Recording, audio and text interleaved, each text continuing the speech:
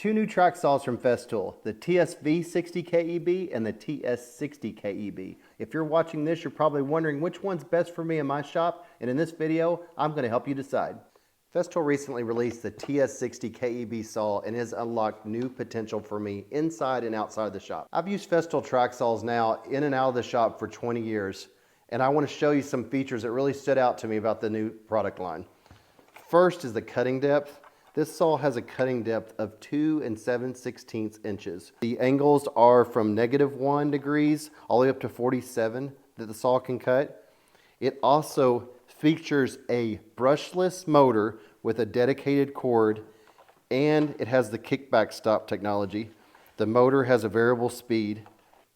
Another surprising feature of the new 60 saw is that it works with the FSK rails, which some may be familiar are used on the HKC saws, and it allows you to connect the saw to the rail, and it actually holds itself on the rail, and you can adjust angles and actually do repeatable angle cuts. Now let's go over the TSV 60 KEB saw, which has all the features that I just discussed on this saw, but it also includes a second motor and a second blade, which is called a scoring blade. It's a diamond tip blade, and it pre-cuts in front of the other blade to give you super smooth, chip-free cuts on delicate materials.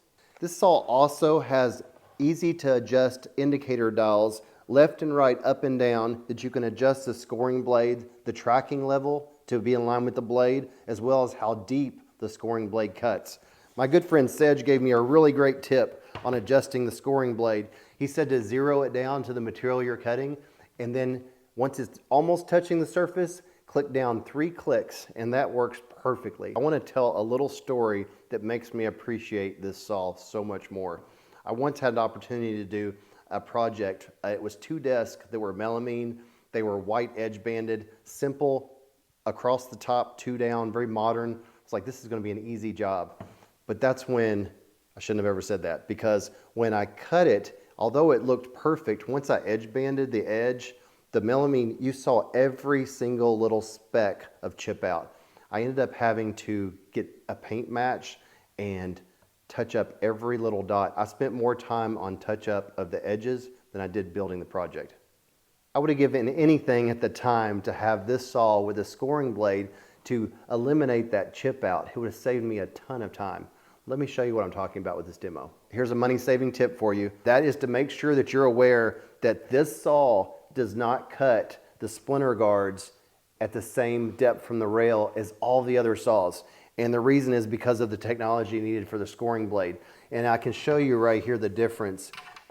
This is a little less than 1/4 inch for the TSV saw that needs for the splinter guard to be flush to the blade, versus a normal one is around 1/8 of an inch. So it's really important to know that. It's also important to know, if you have more than one saw, to mark one. I did mine with a sticker, something that's going to call out to you that this rail is dedicated for this saw. So that's something to keep in mind. If you forget, you're going to end up cutting away your splinter guard, which will work for one saw, but then it takes away the splinter guard protection for the other.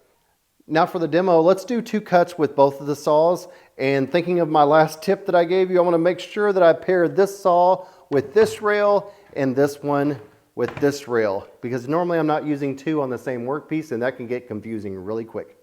For the first cut test, we're going to use the TS 60 KEB.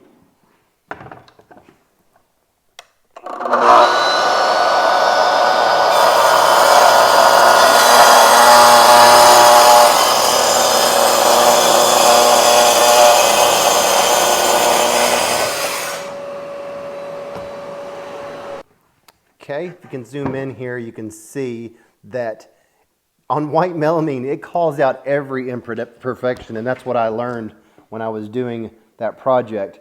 On a regular plywood, this amount of chip out is usually not an issue, or cutting lumber, because it's all the same color. But when you're using something like this, every chip out matters.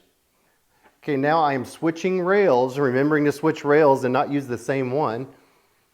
And I'm going to do a test with the TSV 60 KEB saw. And to do that test, I'm going to need to change out my vac hose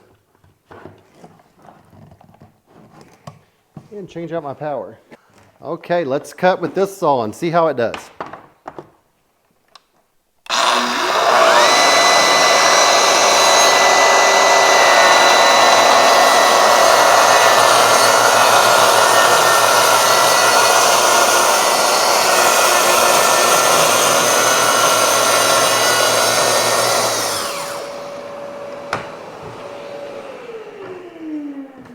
Okay, the difference is clear.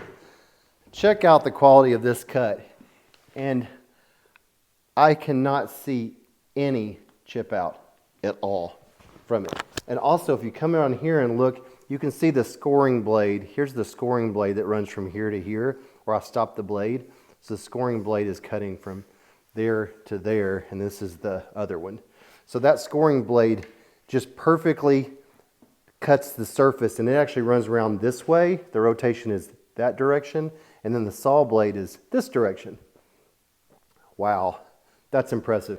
My son just pointed out to me that some may not know why I wrap the hose around my arm like this, and it's because it allows the hose to be out of the way when you're using it. This is especially invaluable when you're outside the shop. I have a boom arm when I'm working around my main workstation, but this is a handy way to keep the hose and the power cord out of the way. Before we get into the deciding factors of which saw might be right for you in your shop, I want to point out that although this cut quality on the first one looks terrible, in most cases, in most of what I do, that is perfectly fine for me. I don't usually use white melamine in my shop. I don't usually use high-end veneers where I'm not able to disguise them with stain and that kind of thing. So keep that in mind, that you may not need this scoring function. Also, another factor is someone would say, well, I'll just get the one with scoring because you can turn scoring off. You can turn just the blade on, but keep in mind there's extra weight with that. You can tell there's a difference in the weight on the front of the saw versus the one that is lighter. So that's something to keep in mind if you're trying to decide between the two. If price wasn't a factor, of course, most shops would say, I'm going to do both saws. But of course, price is a reality in our life. So let's talk about the price. It's $8.99 with a 1900 rail, or you could get it without the rail for $7.99. This saw is $11.75 with the rail, a 1900 rail, and $9.99 without.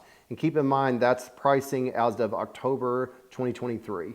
When I think about the price difference between this saw and this saw, the story that I told earlier where I had to hand paint every chip out mark on that furniture, I would have paid 3 times over to get that project done. So in that case, that's what, when I say a saw would pay for itself, this saw would greatly pay for itself. So have you made your decision up yet on which saw is best for you in your shop? I know for me, this saw meets my needs 85% of the time, but for that 15%, when I really need that premium, extra amazing cut, I'm gonna reach for this saw every time.